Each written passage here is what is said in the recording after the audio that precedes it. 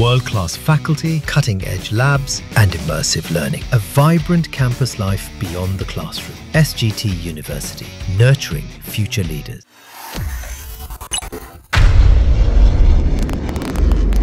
उन्नीस 1965 का भारत-पाकिस्तान युद्ध हो या 1971 में बांग्लादेश की मुक्ति, 1999 में कारगिल युद्ध हो या 2019 में बालाकोट एयर स्ट्राइक, सभी में अपना अहम योगदान देने वाले, दुश्मनों को अपनी गर्द से कपा देने वाले भारतीय वायुसेना के सबसे पुराने साथी, जिसने हिंदुस्तान के आसमान में 60 और 70 के दशक में अपनी बादशाहत को कायम रखा, वो MiG-21 फाइटर जेट अब इतिहास बनने जा रहा है।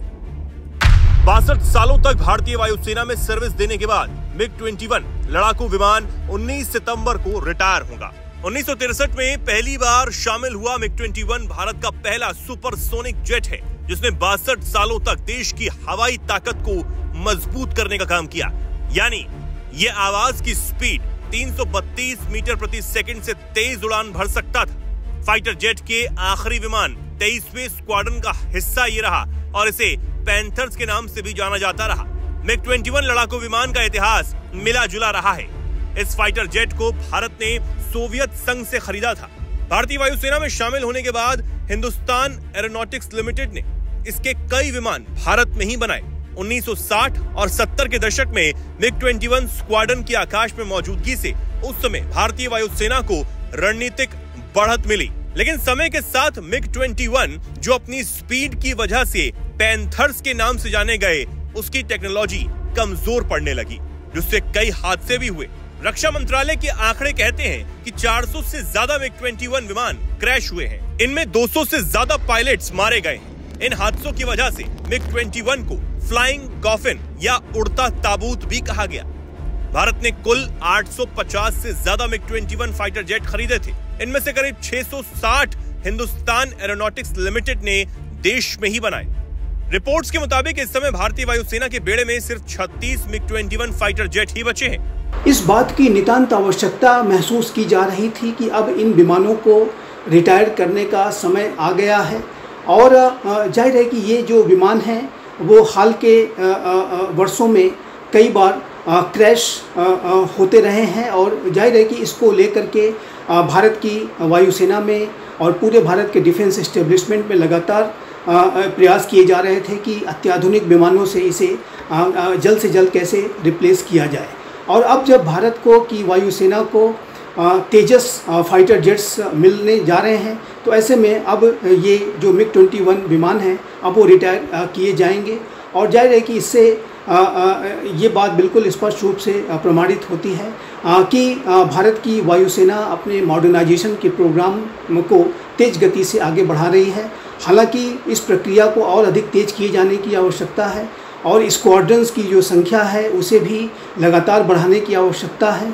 और मेरे असेसमेंट के मुताबिक भारत की वायुसेना में जो कि वर्तमान समय में 30 स्क्वाड्रन्स की क्षमता है, ये कम से कम 44 स्क्वाड्रन्स होने चाहिए और भारत की वायुसेना में 5th जनरेशन के फाइटर जेट्स भी होने चाहिए।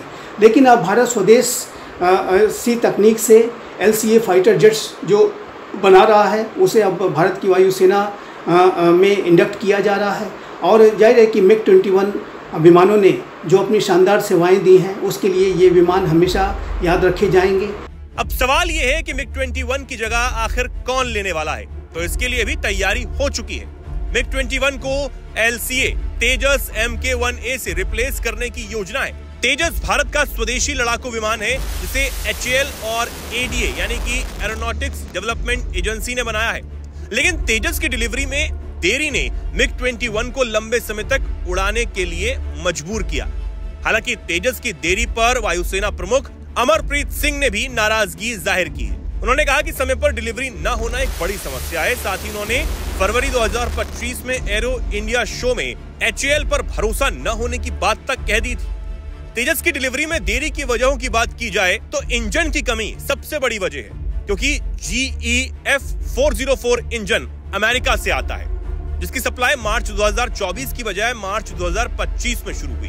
अब तक सिर्फ 2 इंजन ही भारत आ पाए हैं और मार्च 2026 तक हर महीने 2 इंजन मिलने की उम्मीद है। प्रोडक्शन में देरी भी इसकी एक बड़ी वजह है। अब HAL ने 6 तेजस MK1A तैयार किए, लेकिन इंजन ना होने की वजह से ये ग्राउंडेड है। HAL ने बेंगलुरु में 16 और नासिक में 24 विमानों की प्रोडक्शन लाइन शुरू की। सर्टिफिकेशन भी एक बड़ा मुद्दा है।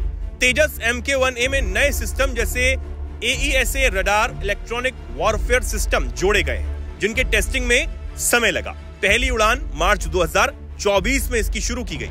वहीं तेजस MK1A की खासियत की बात की जाए तो इसके पुर्जे 50 से 60% भारत में ही बने हैं और भविष्य में उत्तम AESA रडार इसमें लगेगा। नए रडार, मिसाइल्स और इलेक्ट्रॉनिक वॉरफेयर सिस्टम MiG-21 से कई गुना बेहतर तेजस में है।